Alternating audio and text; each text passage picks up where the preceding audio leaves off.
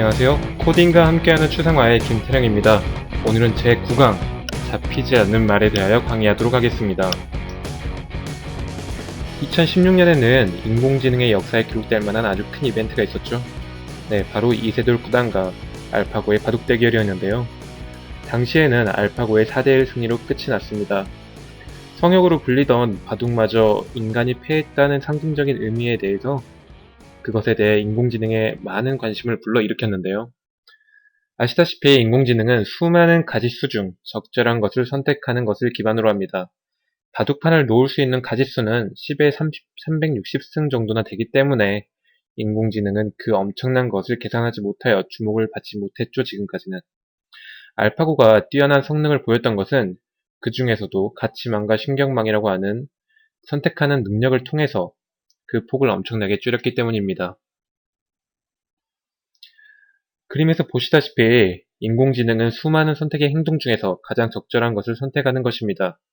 이 선택지를 보다 간결하게 추리는 것이 인공지능의 관건이라고 할 수 있습니다. 사실 오늘 하는 건 인공지능까지는 아닙니다. 거창한 것은 아니죠. 아주 초기의 형태로 가보겠습니다.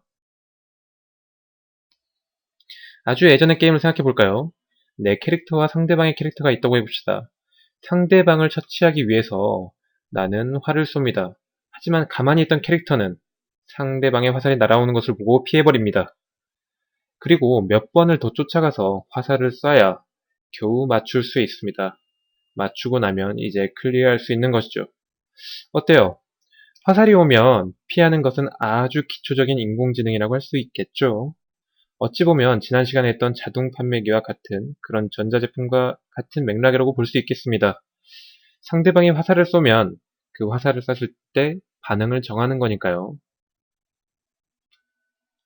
이제 기본적인 인공지능 게임 구현 반복을 조금만 살펴보고 가겠습니다. 오늘 할 것은 여기서 착안해서 만든 것입니다. 일반적으로 체스나 장기 같은 두 플레이어가 번갈아 두는 형태의 게임에서는 수를 트리 형태로 표현합니다. 트리는 이렇게 생겼습니다.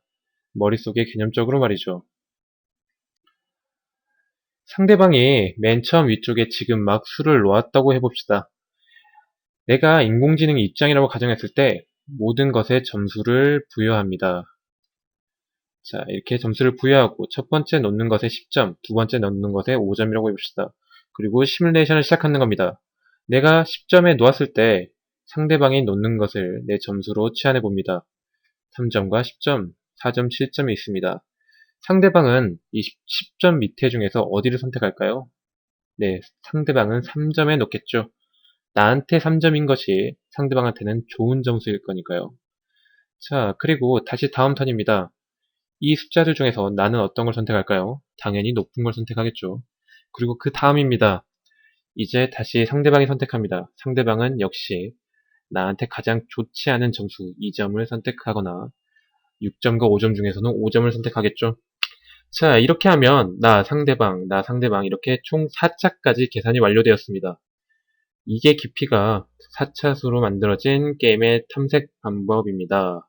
즉, 인공지능 입장에서 내 차례가 오면 이렇게 다 계산을 하는 겁니다. 그래서 거꾸로 시작합니다. 이제 아래서부터 탐색하죠. 2와 8을 비교했을 때 상대방은 2를 선택했을 것입니다. 나한테 안 좋은 게 상대방한테는 가장 좋은 거니까요. 나는 10을 선택했겠죠. 6과 5에서도 마찬가지입니다. 상대방이 5를 선택했을 것입니다. 자, 10과 4 중에서 나는 10을 선택했을 거고요. 5와 8 중에서 나는 8을 선택했을 겁니다. 자, 이런 식으로 뭘 선택할 것인지, 어떤 걸 선택하게 될 것인지에 관하여 계속 탐색해 가다 보면 마지막에는 10과 5 중에서 나는 10을 선택하게 되는 경우의 수를 나는 가지게 되는 것이죠. 이러면 내가 선택해야 될 것은 명확해집니다. 지금 같은 경우에는 수가 많지 않지만 아까 처음 봤던 바둑의 경우의 수가 어마어마하죠. 그렇기 때문에 이제서야 인공지능이 사람을 바둑으로 이길 수 있게 된 겁니다. 자, 우리가 할 것은요. 4차까지 간다면 우리도 알파고 못지않을 텐데요. 우리는 딱 여기까지만 할 것입니다. 너무 쉬워 보이나요? 네, 우린 아주 기본적인 것만을 할 것이기도 하고요. 이것을 성공하면 다음 차수까지도 직접 계산하는 것을 만들어 보실 수도 있을 것입니다.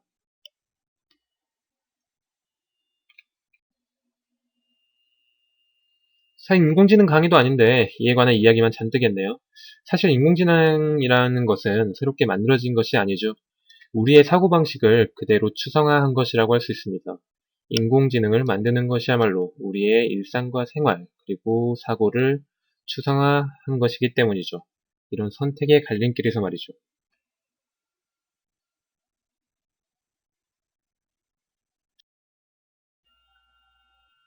네, 바로 추상화 과정입니다. 코딩이 좀 길기도 하고, 기존에 있던 것에서 만드는 것이라서, 기존에 있던 최대 최소 알고리즘을 참고해서 만드는 거기 때문에 바로 넘어오겠습니다. 그 알고리즘을 보고 스크래치로 구현하는 것도 추상화 과정이라고 할 수 있겠네요. 간단하게 만드는 거니까요.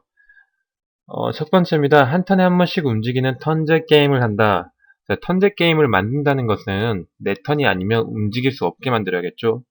그래서 내 턴일 때는 항상 조건을 걸어서 어떤 조건일 때만 실행 가능하도록 만들어야 됩니다. 저는 변수로 할 계획이에요. 변수에 따라서 내가 움직이는 턴을 만들어 보도록 하죠.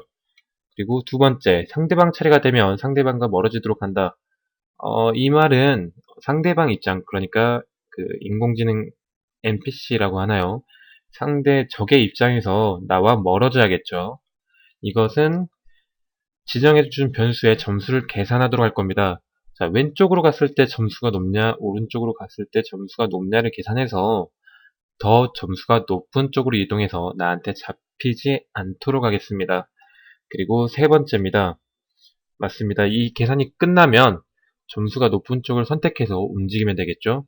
이 부분은 머릿속으로 간단히 떠오르시죠? 오른쪽과 왼쪽의 변수를 계산해서 또 높은 쪽으로 그대로 움직이기만 하면 되니까요. 이 정도 아이디어를 제시하도록 하겠습니다. 직접 생각해보고 어떻게 하면 좋을지 한번 만들어 보시는 것도 좋을 것 같습니다. 자, 그럼 이제 스크래치로 넘어가 볼까요? 네, 그럼 같이 스크래치 코딩 해보도록 하겠습니다.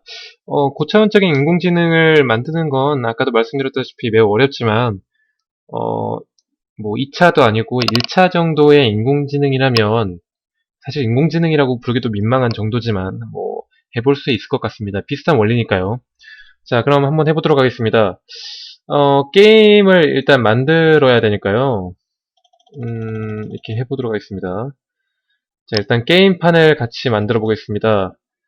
사실 이제 지금 녹화를 하면서 강의를 하고 있는데 그 시간이 너무 길어지게 되면 게임판을 만드는 거 그렇게 그리는 거니까 그런 거는 지금 제가 나중에 편집하는 과정에서 자를 수도 있을 것 같습니다. 당황하지 마시고 같이 하나씩 따라와 주시면 되겠습니다. 자, 펜을 내려서 음, 얼만큼 갈까요? 100만큼 갈까요? 그리고 오각형을 만들어 볼 거니까 72도를 돌고 이거를 5번 반복하면 오각형이 만들어질 것 같네요. 그리고 또 언제 펜을 쓰게 될지 모르니까 펜도 올려줍니다. 항상 초기화 해주는 거 잊지 마세요. 자, 이렇게 하면 오각형이 아주 간단하게 만들어졌습니다. 이게 이제 게임판입니다. 상대방을 잡아야 되는 거죠. 자, 그리고 이 고양이 친구의 움직임을 이제 만들어 주도록 하겠습니다. 자, 그래서 앞뒤로 가도록, 오른쪽 화살표를 누르면, 앞으로 100만큼 움직이고, 그 다음 또 다시 앞을 봐야 되니까 똑같이 72도 돌기를 하겠습니다. 그리고 왼쪽 화살표 키를 누르면, 왼, 왼쪽 화살표 키를 누르면, 뒤로 돌아야겠죠. 자, 반대로 72 돌고 72도 돌면 맞나? 네, 이렇게 되네요. 그리고 100만큼 움직이고 아이고, 마이너스 100만큼 움직여야죠. 자, 이렇게 하고 일단 여기까지 해봅시다. 여기가 아니네. 아, 이렇게 될 수 있으니까 처음에 위치를 지정해 줘야겠네요. 어디 보자. X를 여기로 이동하고 방향도 앞을 보고, 자, 시작을 하면 이렇게 만들어지고, 그 다음에 화살표 키를 누르면, 아, 자, 왼쪽 화살표 키를 누르면 먼저 돌고 뒤로 가야죠. 자, 그러면 이렇게 가시는 걸 확인할 수가 있습니다. 자, 이렇게 하고 이제 이제 상대방을 만들어야겠죠. 상대방을 만들도록 하겠습니다. 자, 지금 하고 있는 거는 그 알고리즘을 머릿속에 딱 정확히 넣어놓고 하는 것도 있지만 지금 제가 하면서 그 알고리즘을 생각해내면서 하고 있기 때문에 아까 계획했던 순서와는 조금 다를 수 있습니다. 뭐 하지만 결과물은 똑같을 거예요. 네. 자, 뭐 박쥐를 잡으러 간다고 해봅시다. 박쥐 같은 녀석은 잡아야겠죠. 자, 박쥐도 이 위치에서 한번 시작을 해봅시다. 처음에 시작을 하면 좀 도망가게 해볼까요? 자, 도망가고 너도 72도를 돌아야겠지. 자, 이렇게 돌고 뭐 한 번 더 갈까요?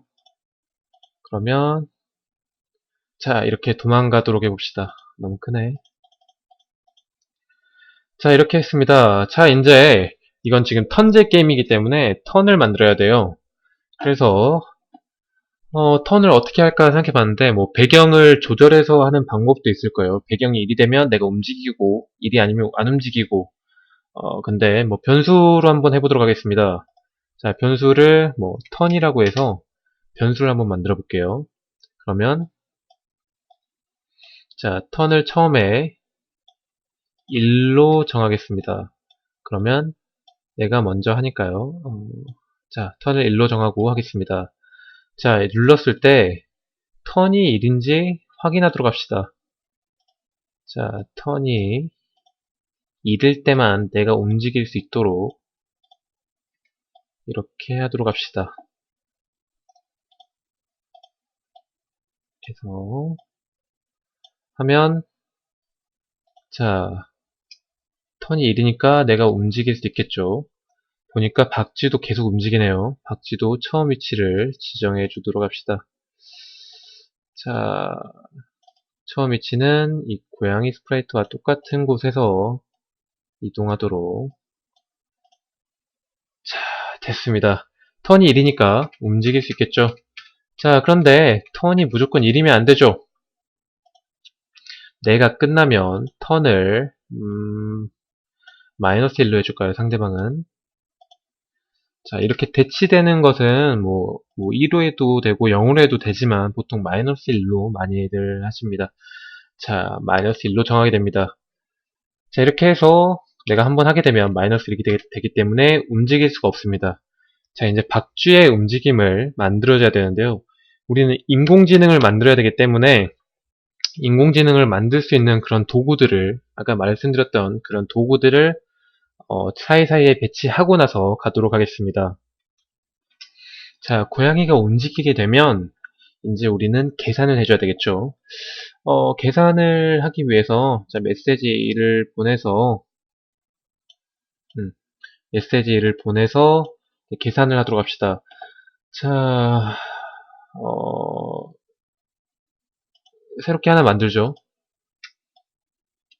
이렇게 해서 색깔도 이쁘게 칠해주겠습니다. 가운데도 잘 맞추고요.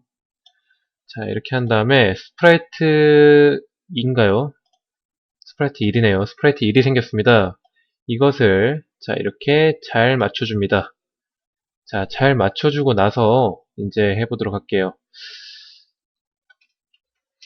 자, 아까도 말씀드렸지만 우리는 이 변수 간의 이제 관계를 통해서 점수, 그러니까 이쪽으로 가는 게 더 좋다. 그러니까 이쪽으로 하면 70점, 저쪽으로 하면 50점 이러니까 우리는 70점 쪽으로 가자. 뭐 이런 식으로 할 거기 때문에 변수를 만들겠습니다. 리스트로 해도 되는데요. 일단 많지 않고 지금 여기서 바로 보기가 편하니까 이렇게 만들도록 하겠습니다. 지금 여기에 있는 위치를 1이라고 할게요. 그리고 뭐 2도 만들어주고 3도 만들어주고 4도 만들어주고 5도 만들어주겠습니다. 이따가 1, 2, 3, 4, 5가 될 거예요. 자, 그래서 뭐 처음에 무대에서 여기서도 처음에 시작하면 변수도 전부 0으로 정해주도록 하겠습니다. 뭐 사실 딱히 안 해줘도 상관없는데 해주시면 더 좋을 것 같습니다. 다 했다고 가정하고 넘어갈게요. 자, 여기서 이제 계산을 하는 겁니다.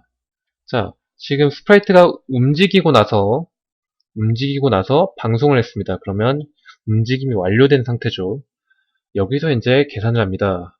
자, 방송을 받았을 때 어떻게 하느냐. 자, 지금 뱃이 안 잡혀야 되는 거기 때문에 뱃을 중심으로 하는 겁니다. 자, 만약 내가 뱃에 닿아 있다면, 지금 내가 박쥐와 닿아 있다면, 나를, 지금 내가 1이죠. 1을, 몇 점으로 할까요? 내가 지금 뭐 3점으로 하죠. 3점으로 하고, 그 다음에 2는 여기입니다. 가깝죠. 가까우니까 2점으로 하고, 여기는 1입니다. 여기가 3이네요. 3을 뭐니까 뭐 1점으로 하고, 그 다음에 4입니다. 4는 여기죠.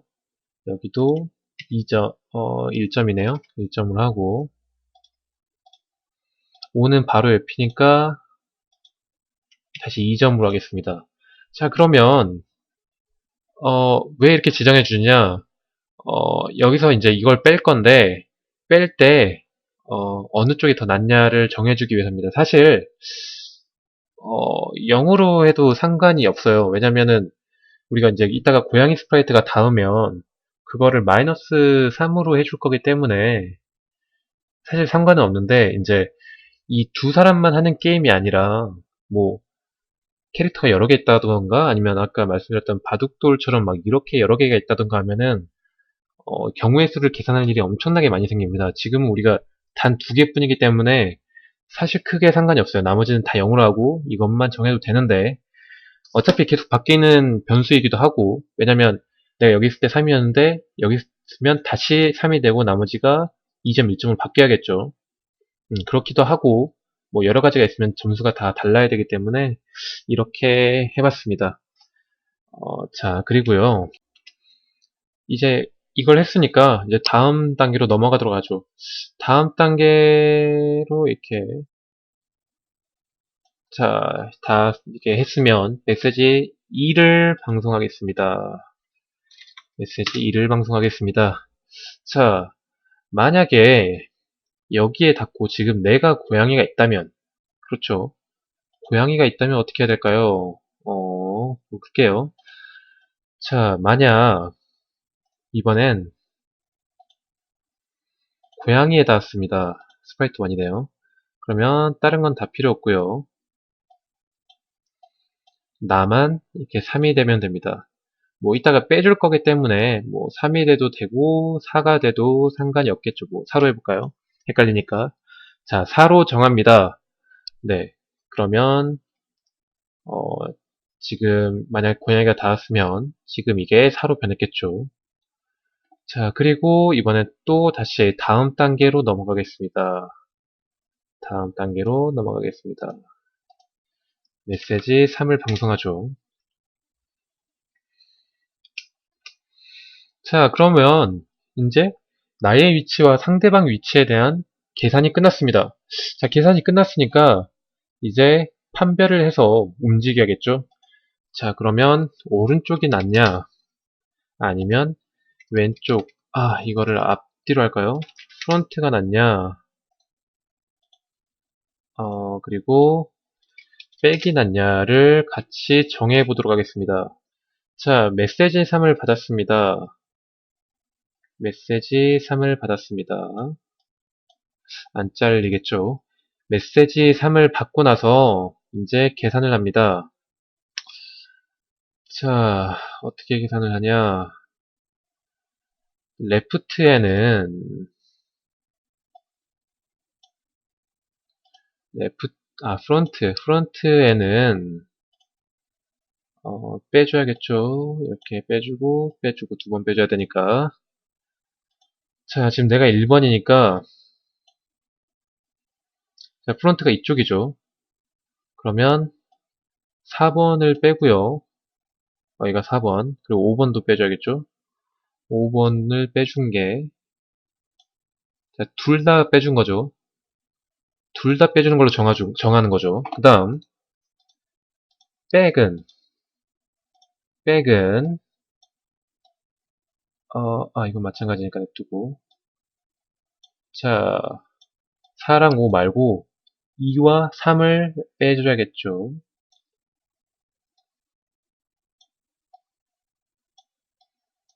자, 이렇게 하면, 뭐, 지금은 수가 없으니까 아무것도 안 되는데, 어, 다른 스프라이트도 만들어서 변수가 한꺼번에 만들어지는 걸 확인해 봐야 될 것 같네요.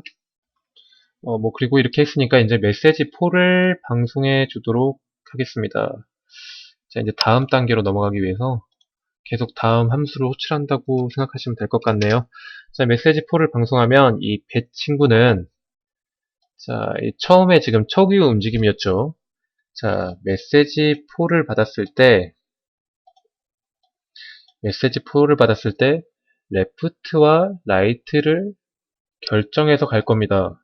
자, 만약 자 봅시다. 만약 어, 레프트와 라이트를 아니 자꾸 레프트와 라이트래.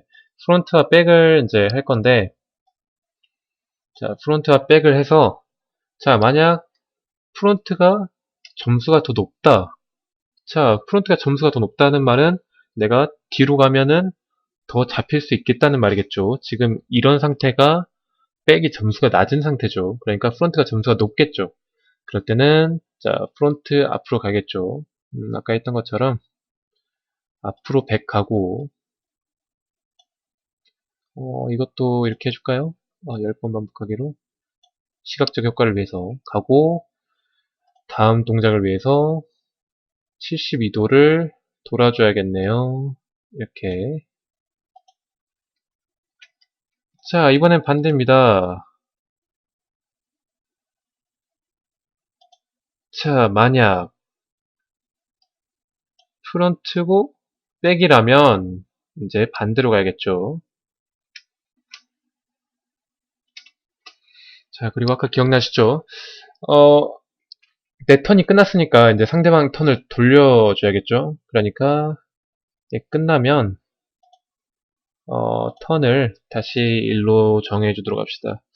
자, 그리고 이 부분을 어차피 둘 중에 하나가 무조건 크니까 아니면으로 해서 좀 더 효율성을 도모하도록 하죠. 자, 이렇게 하고 너도 가고 너도 가렴. 자, 지금 이렇게 하면 잘리려나요? 자, 이렇게 올려볼게요. 자, 이러면 박쥐의 움직임도 어느 정도 될 것 같습니다. 자, 고양이가 움직였을 때 다 경우의 수를 계산한 다음에 박쥐가 움직이는 걸 볼 수 있었습니다. 자, 지금 다른 스프라이트도 작업을 할 건데 시간이 길어져서 아마 편집하는 과정에서 잘릴 수도 있을 것 같습니다. 자, 당황하지 마시고 계속 강의 들어주시면 됩니다. 자, 이 스프라이트들 한번 계속 해주도록 하겠습니다. 이 메시지 3이 잘못됐었네요. 이게 자, 내가 박쥐가 닫고 있을 때니까 그렇죠. 아무 때나 이때 빼주는 게 아니라 지금 박쥐가 내 위에 올라가 있을 때 하는 거였죠. 만약 배시 닿았는가 라면 이렇게 해서 완벽하게 해주겠습니다. 자, 다른 것도 작업을 해볼게요. 스프라이트 2번을 만들어서 2는 여기였죠. 자, 2가 여기 있을 때는 2가 3이고 3 주변이 2고 멀리 있는 게 1입니다. 그리고 이때는 내 위에 고양이가 있으면 여기가 4가 돼야겠죠. 그리고 여기도 마찬가지입니다. 2에서 3, 4번을 빼줘야 되고요. 그 다음에 2에서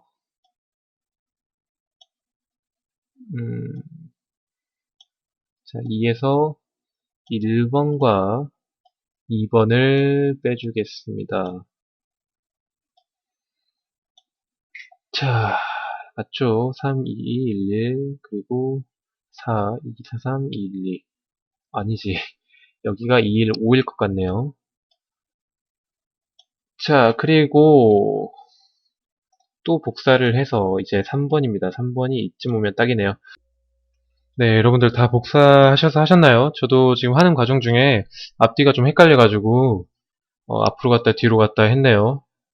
진행 방향이 앞쪽이고 이 등지고 있는 방향이 뒤쪽이라는 걸 생각하시면서 한 번 더 점검해 주시면 좋을 것 같습니다.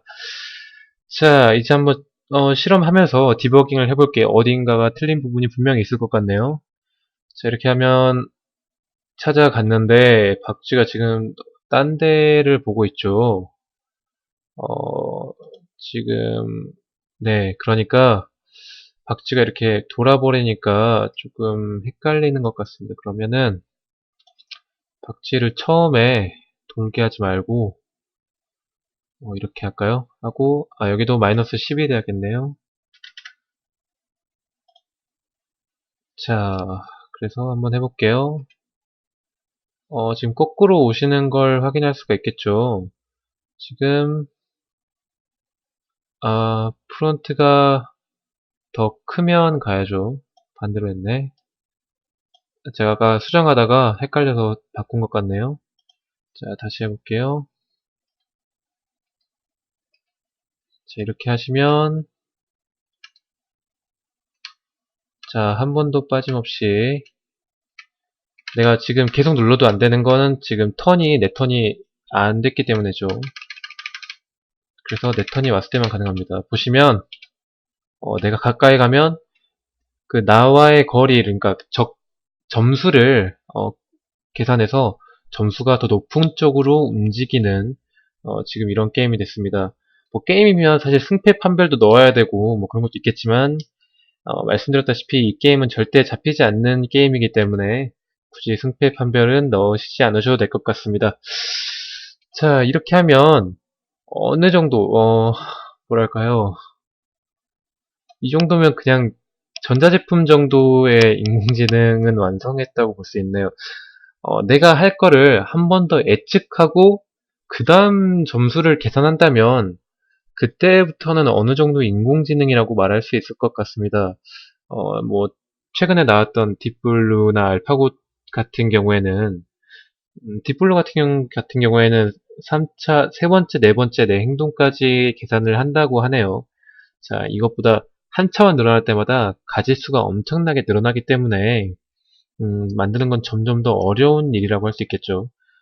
그래서 이번에 알파고가 대단했던 것도 그 계산이 어려운 거를 점점 쳐내고 계산이 가능한 것들로만, 가능성이 높은 것들로만 선별하는 그런 기능이 탑재되어 있기 때문에 어, 이번에 대국도 이겼던 것으로 예상이 됩니다. 이번은 아니죠. 한참 됐죠. 네, 이 정도로 하시면 잡히지 않는 말의 인공지능 게임이라고 할 수 있을까요? 네, 이것을 같이 해보았습니다. 생각해보기로 가서 좀 더 생각해볼 문제를 던져드리도록 하겠습니다. 네, 수고하셨습니다.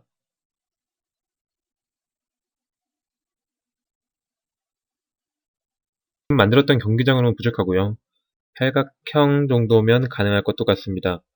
처음에는 랜덤으로 움직이다가 어, 다음 턴에 잡힐 것 같으면 움직이는 알고리즘을 만든다면 아마 2차로 만들었다고 할 수 있을 것 같습니다. 한 차수 높인다는 게 아주 어려운 일입니다만 2차수 정도면 조금 더 복잡해지는 거니까 하실 수 있을 것 같습니다. 시간이 없으시면 구체적으로도 꼭 생각해 보세요. 노트에 끄적이면서 말이죠. 네, 두 번째입니다. 이건 그냥 생각하는 문제입니다. 인공지능이 사용될 수 있는 분야를 생각해 보세요. 인공지능이란 것은 우리의 미래에 중요하게 등장할 기술이라고 할까요? 그 중 하나입니다. 앞으로 미래를 대비하시는 여러분들께서 생각해 보는 건 매우 중요합니다. 우리가 하는 모든 직업이나 일이나 이런 것들이 인공지능이 도입되게 되면 가까운 미래에는 인공지능이 이를 대체할 수 있겠죠. 한번 모든 게 가능하다고 생각하고 하나씩 생각해 보세요. 로봇과 연관지어 생각하는 것도 좋을 것 같습니다. 네, 오늘은 간단한 턴제 게임에 관한 이야기였습니다. 턴제 게임 하나에 무슨 인공지능이냐까지 하실 수도 있지만 최근 소프트웨어 교육에 관한 관심이 높아진 것도 인공지능에 대한 경외감이라고 할까요? 그런 걸로부터 출발한 것도 무시할 수가 없어서 중요한 내용으로 다뤄봤습니다. 강의에서 들려드린 내용은 아주 기초적이고 한정적이지만 검색해보시면 좋은 내용들이 많이 있으니까 꼭 한 번씩 찾아보시길 바랍니다. 네, 오늘은 잡히지 않는 말이었습니다. 컴퓨터가 선택할 수 있도록 하는 것, 우리의 합리적 선택 방법과 크게 다르지 않죠. 오늘도 이를 추상화해 본 것이라고 할 수 있겠습니다. 오늘은 구강이었네요. 다음 시간이 추상화와 함께하는 코딩의 마지막 시간이 될 것 같습니다. 오늘도 여러분 매우 수고하셨습니다. 저 역시 여러분들을 응원하면서 마치겠습니다. 제 9강 잡히지 않는 말의 김태령이었습니다. 감사합니다. 다음 시간에 뵙겠습니다.